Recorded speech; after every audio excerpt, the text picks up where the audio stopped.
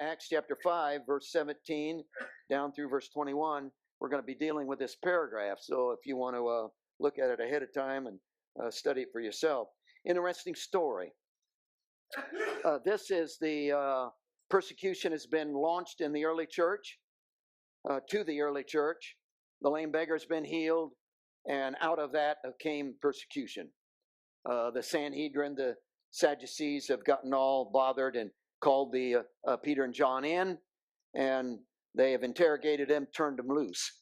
They went back, of course, to the early church, and the whole thing exploded.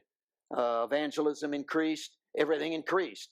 And in chapter 5 of Acts, verse 12, down through verse 16, there's a summary given of the progress that was being made.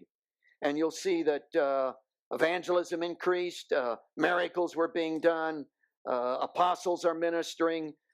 In fact, if you go down to verse 16, the surrounding cities of Jerusalem were all coming in and participating in the services, and also being great miracles were taking place. And it's in this second phase of persecution that verse 17 takes place. Then the high priest rose up, and all of those who were with him, which is the sect of the Sadducees. And they were filled with indignation and laid their hands on the apostles and put them in the common prison. But at night, an angel of the Lord opened the prison doors and brought them out and said, "Go, stand in the temple, speak to the people all the words of this life." And when they had heard that, they entered the temple early in the morning and taught. But the high priest and those who were with him came and called the council together with all the elders of the children of Israel and sent to the prison to have them brought. Now, the passage goes on in the next paragraph to tell you that when they went to the prison to get the apostles, they weren't there. The guards were all standing there. The doors were all locked. The apostles weren't there. They came back and reported to the Sanhedrin, they're not there. Well, where are they? Then the word came, well, they're down at the temple preaching. Well, go get them and bring them back here. So they did. Now, it's interesting that no mention is made of the angel. Nobody ever asked them.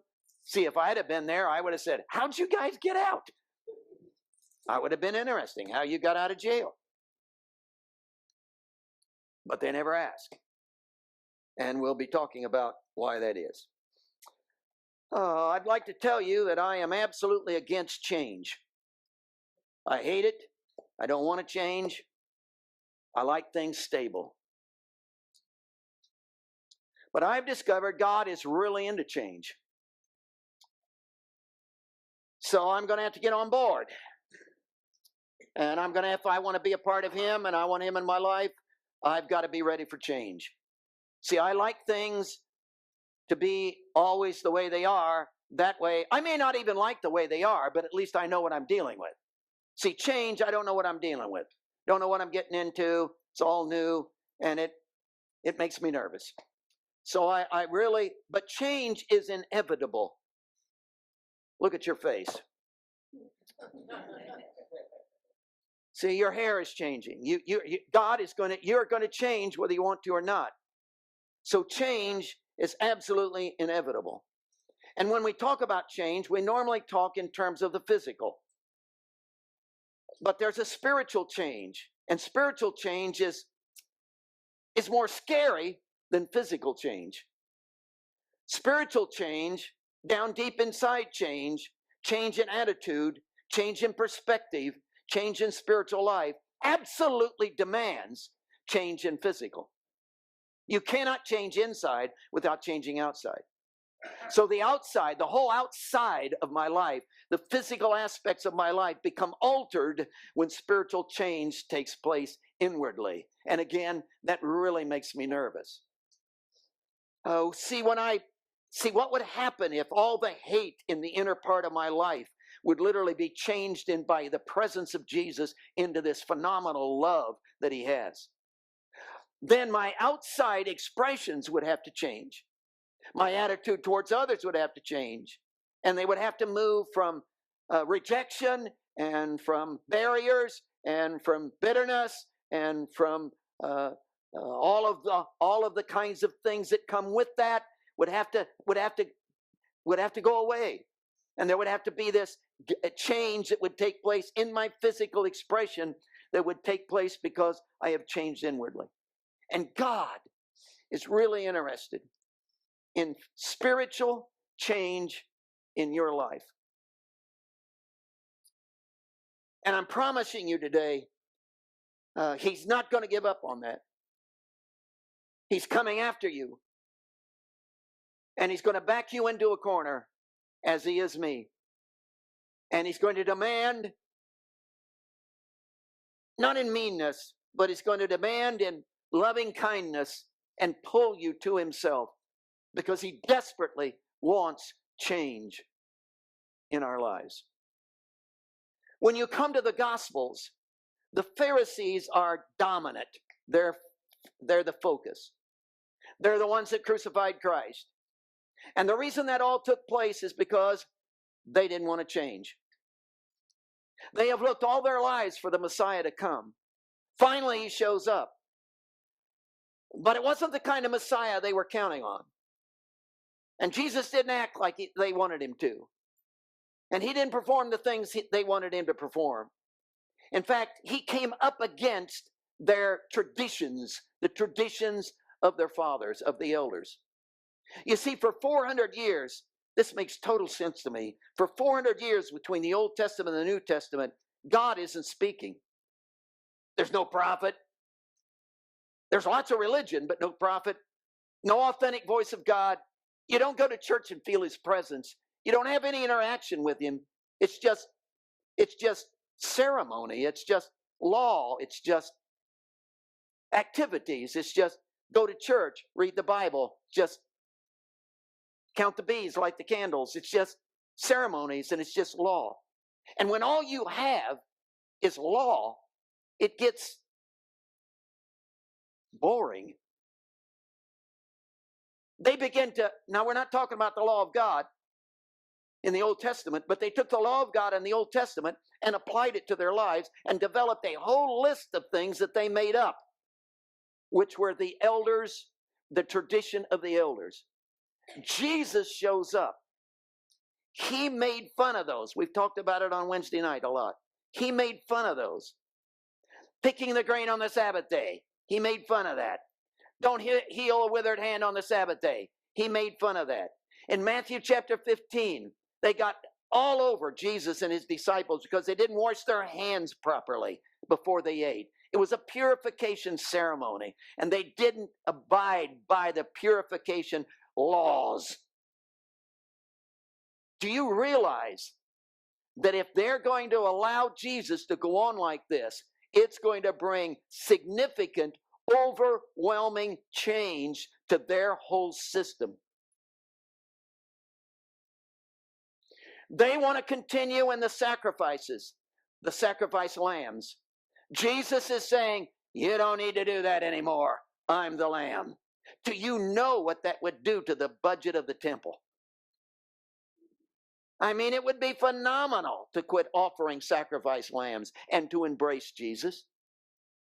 See, it would be phenomenal to give up the tradition of the elder. And in that Matthew 15 passage, what you discover is that Jesus said, you think the elders, the tradition of the elders is more important than the commandments of God. And you've gotten off track. You need to change.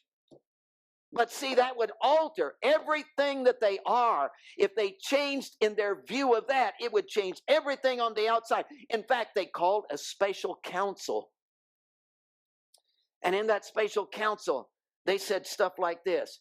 If we let Him alone, if we let Him go on, if we let Jesus continue like He is, everyone will believe in Him. All the miracles and all this stuff, everyone's going to believe in Him. And the Romans will come and take away both our place and our nation.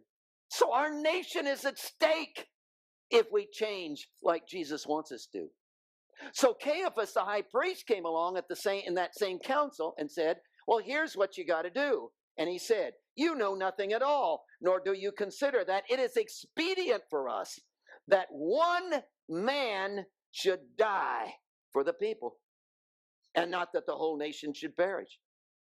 It's better that one man would die. What we need to do is crucify Jesus so that the nation can be saved. Yes, one man, it's terrible, but hey, it's better than the whole entire nation going down the tubes. Because if this goes on, change will take effect. Rome will get involved in this, and everything in our lives is going to be upside down, and we don't want to change. So the crucifixion of Jesus came about, ladies and gentlemen, because we plain flat don't want to change. And you cannot hang around Jesus without changing.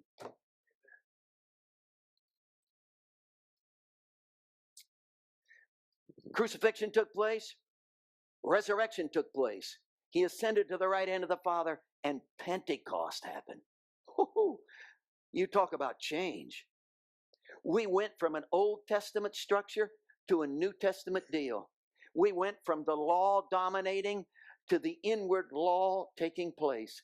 We went from God being over there to God being in here, and the whole thing turned upside down, and we entered in. We went from being 4-year-olds to going to college. It was phenomenal. The change that took place at Pentecost, the new covenant, was so radical that it turned the world literally upside down. It certainly did for the apostles. The Pharisees are not threatened anymore because the elders of the traditions are being held. The group that now comes to the forefront are the Sadducees. You see them in our passage, a sect of the Sadducees. The Sadducees were equally in authority as the Pharisees, but the Sadducees had a different perspective. They didn't believe in the resurrection. They didn't believe in angels. They didn't believe in life after death. Well, folks, if you don't believe in life after death, you don't believe in the resurrection, you don't believe in spirits, you don't believe in angels, what do you have? You have nothing but this present moment. See, if there is no eternity, if I die and that's it, what am I going to focus on? Now, exactly what the Pharisees did. They focused on the present moment. They focused on comfort. They focused on materialism. They were the rich people of their hour. You could go down to Sanhedrin Row, and all the big houses are there. These boys lived in it. And all they had was the present. In order to do that, of course, Rome came in and conquered them all. And in order to keep their materialism high, they compromised with Rome. Commerce has to continue. We have to keep making money. So they compromised with Rome. Now along comes a bunch of disciples. The Sadducees don't believe in the resurrection. The Pharisees do believe in the resurrection. Sadducees do not. They argued all the time about it, but that's no problem. You understand? That's no problem. Theological arguments are no big deal. You say this, I say this. While you're saying that, I'm thinking what I can say about this. So back and forth we go, and we have nice discussions, and we both get mad and walk away. So it's no big deal. See, no change comes out of that. But what happened here is, what upset them so much here is, what got them, what just irritated the life out of them about the disciples here is, the disciples took the resurrection to a whole new level. Suddenly, it was not about philosophy. Suddenly, it was not a doctrine. Suddenly, it was not something you teach down at the church, and maybe it is, maybe it isn't. Suddenly, they began to talk about the resurrection, not just an idea. They began to talk about Jesus, the resurrected one. See, when you talk about the idea of resurrection, that's fine. But when you attach it to a person who's literally been raised from the dead, and you begin to bounce up and down and say, whoa, he's here, he's here, he's here, and look out, you just got a miracle. And when miracles begin to take place, all attributed to the resurrection of Jesus, suddenly everything is bent out of shape. Peter and John are walking along. They come to the gate beautiful of the temple. Here's a guy that everybody in Jerusalem knows. He's been begging there for he's over 40 years of age. So he's been there from child. We've watched him grow up. He's a cripple. He's been there year after year after year after year. Peter grabs him by the hand, yanks him to his feet and says, in the name of the resurrected Jesus, get on your feet, boy. And that guy is running around the temple for the first time in his life. Everybody in Jerusalem knows about it. Hundreds and hundreds of people come to see it. And suddenly the resurrection is not about a doctrine, not about an idea. It's about a living person called Jesus. And it literally upsets the Sadducees to the core. Because again, they don't believe in life after death. They don't believe in the resurrection. They believe in this present. And everything is going to have to change if there is a resurrected Jesus affecting our world.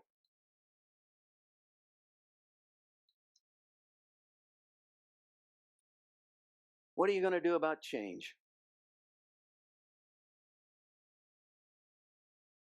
What happens when you're confronted with a resurrected Jesus and he's calling you to change?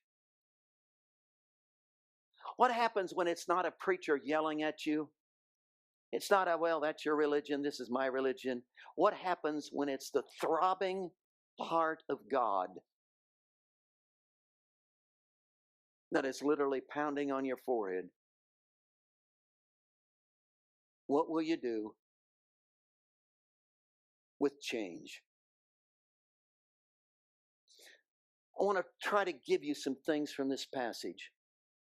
Number one, repeated. This is a repeat. I know that. You know that. This isn't the first time we've gone through this. In fact, we've already gone through this in chapter 3 and 4, and here we are in chapter 5 saying the same identical things that we've already said. In chapter 3, the lame beggar again is healed. He's on his feet, and Luke goes crazy with the words. I mean, he just talks about he's walking, leaping, running, praising God. For the first time in his life, he's been allowed into the temple because handicapped people couldn't go into the temple because they weren't whole. So he's literally gone into the temple. And when he's in the temple, a whole crowd begins to gather around at Solomon's porch. And Peter begins to realize that they're attributing the miracle to him and they're getting off. So he begins to preach. And as he preaches, he looks a whole crowd in the eye. And what's he telling them? He's talking to them about the resurrected Jesus. He's saying, all of this has taken place, not because we crossed ourselves and counted beads, not because we said certain chants. This miracle is all about there is a resurrected Jesus who is alive at this moment and is affecting this man's life. And he attributes the entire miracle to the resurrected Jesus who is alive in that man's life at this moment. It's a phenomenal message. And you realize what happens, of course. The early church begins to evangelize out of that. They're called in to the Sanhedrin, and Peter and John are literally brought before that group, and Peter just preaches to them, and then they're threatened never to talk about Jesus again, and they're turned loose, and they come back to the early church and say, hey, we're all going to get killed. They're going to wipe us out. We won't survive this if we keep talking about Jesus. And how did the early church respond to that? They went whole hog, friend. They went with all they had in great boldness. In fact, they began to preach more than they had before, and everything began to increase. So what we've got in this second occasion of persecution is everything has increased in their lives. For instance, if you look at the passage, you will see that there's an increase in the response of the Sadducees. If you go to chapter 4, verse 2, you will discover how they responded the first time this happened with the lame beggar being healed. They were greatly disturbed, it says. They were greatly disturbed that they taught the people and preached in Jesus the resurrection from the dead. They were greatly disturbed. So there was an upset. But look at verse 17 in chapter 5. In the second realm of this now, it's increased. They have gone from being disturbed to the high priest. Listen to the language of this. The high priest rose up, and all those who were with him, and they were filled. And what were they filled with?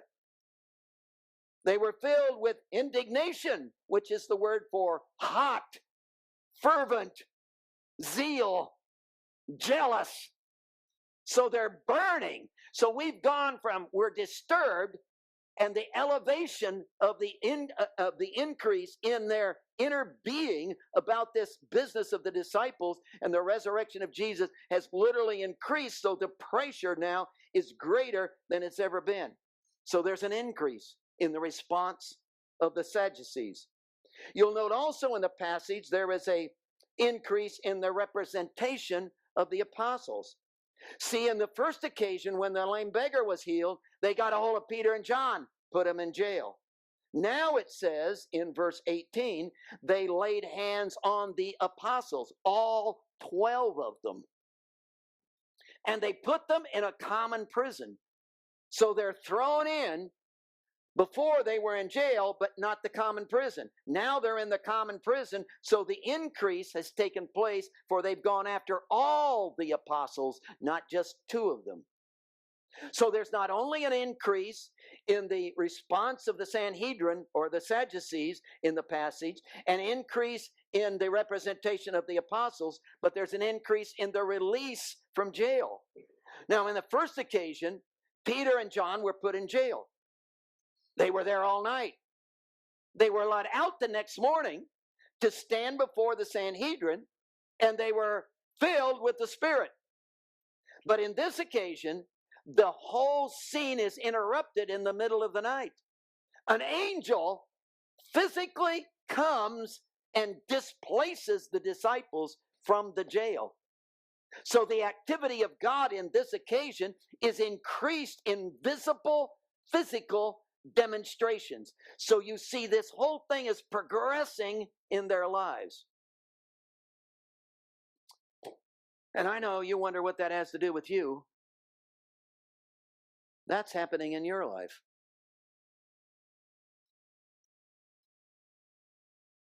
I think it's hilarious,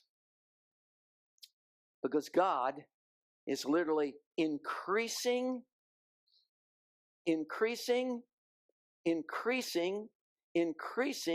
his involvement.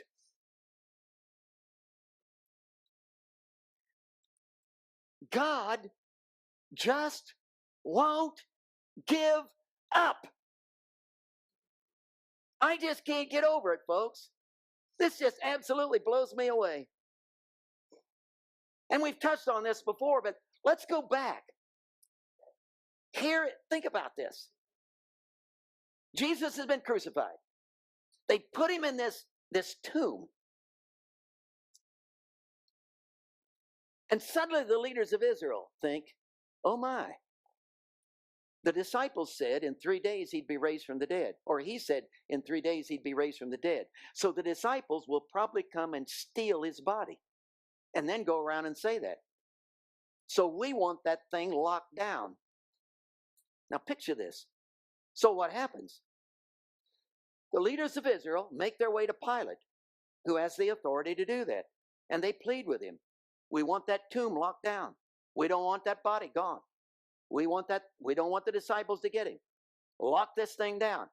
Pilate says, oh, brother, don't bother me. Just go do what you want to do. And he gave them a blank check to do anything they wanted to the tomb.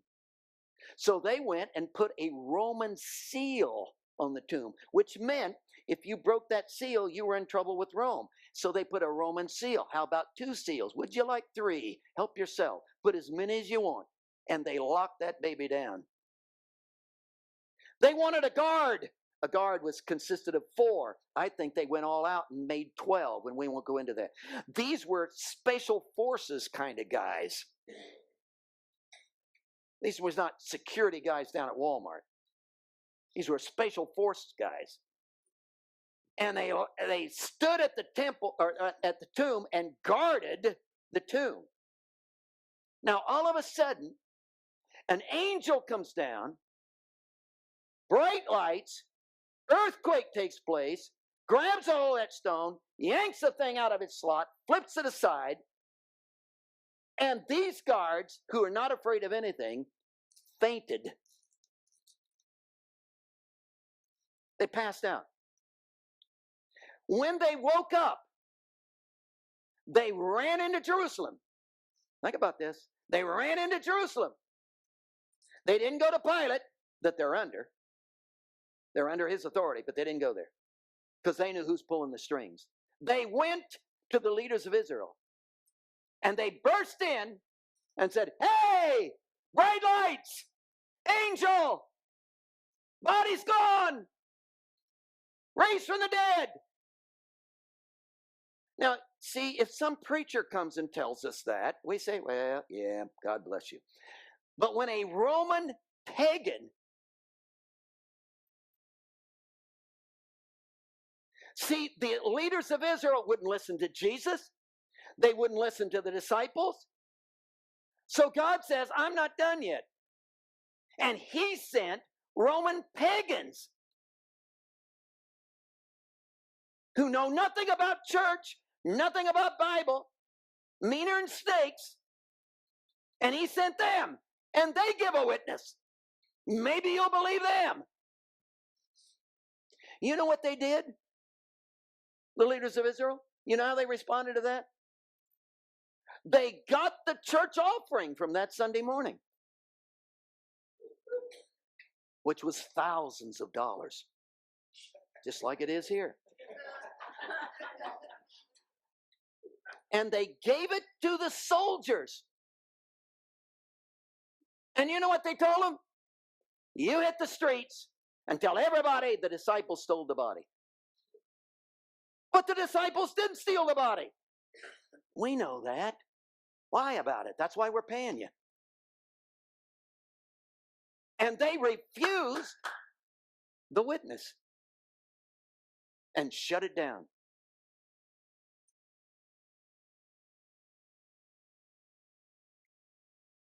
Well, then that's the end of that. No, it isn't. Peter grabs a lame beggar by the hand, yanks him to his feet, and a miracle that is undeniable takes place. In fact, they admitted that in their council.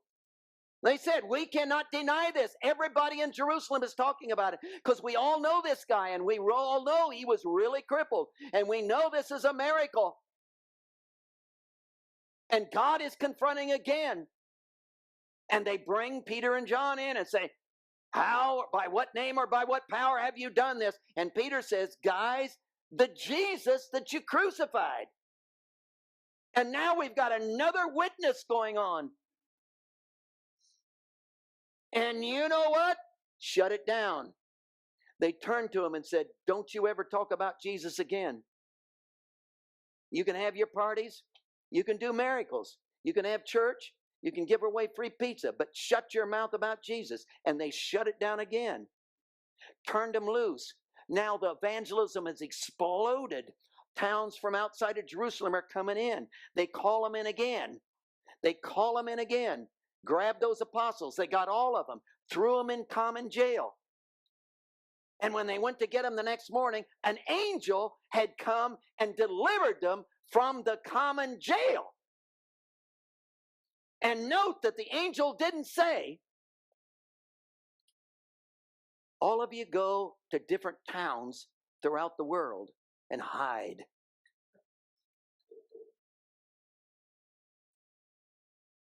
Well, yeah, why would you turn them guys loose from jail? So they could be safe. Go and hide. Scatter. Don't all go to the same place. Go get your families and get out of here. That's not what the angel said. The angel said, "I want you down at the temple, and I want you standing on your hind legs, and I want you proclaiming the words of this life." And when they came to the council, and they were sent to get them out of the jail, they were not in jail. They came back to the council. Well, where are they? They're down at the temple yelling their mouth off again about Jesus, the resurrected one. And another witness is given to them. And you know what they did? Shut it down. What would it take? How many miracles would have to be done?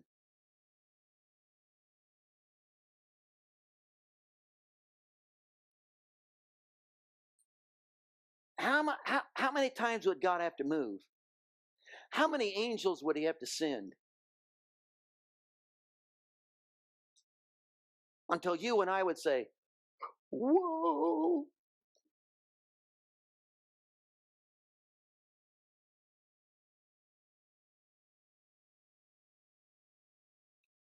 That's the passage.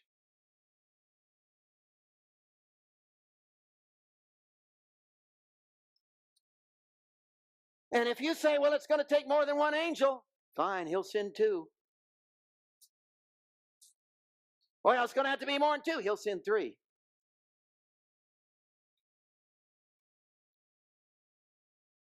You set the criteria. I bet he'll match it. What would he have to do in my life to bring me to change?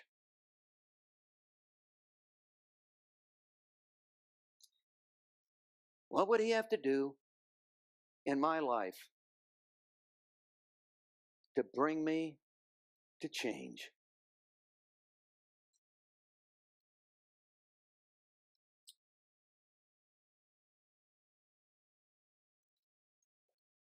Jesus, keep banging on my forehead. Keep confronting my life. Keep whispering in my ear. Oh God, keep manipulating my circumstances.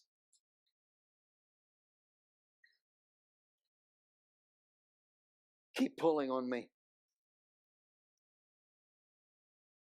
I'm stubborn, God. Hard-headed. Keep talking to me.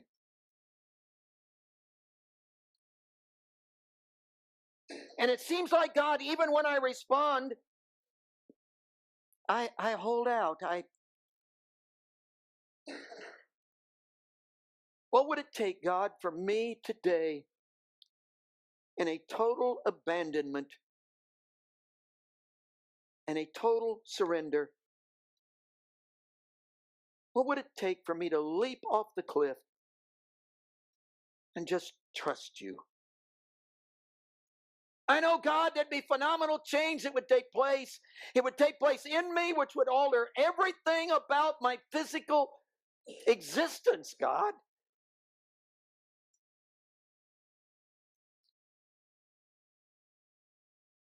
But it would be worth it. Because aren't your plans good? And don't you have dreams for me? So why would I resist? Why would I hold out? So God, we're praying as we begin to deal with this scripture that there would be this phenomenal move of your presence among us, that you would give us all over again an opportunity, a pulling and a wooing of the Spirit of God and a revelation. And what's the angel that's going to show up in our prison doors? It's going to reveal the heart of God for us again.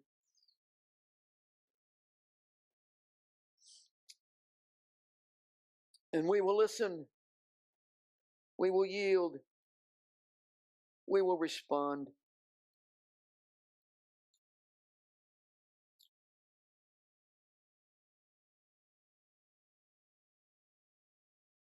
Heads are bowed.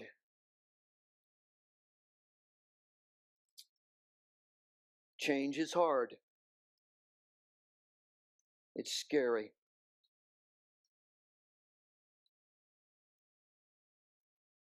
All of our lives, we've trusted ourselves, done the best we could. And to take that life that I've been in charge of and turn it over to Him. What will He do with me? Where will He take me? What about my family? What about the things I like? What about my possessions? He will bring change. But could you trust Him? Could you trust Him? Could you trust Him?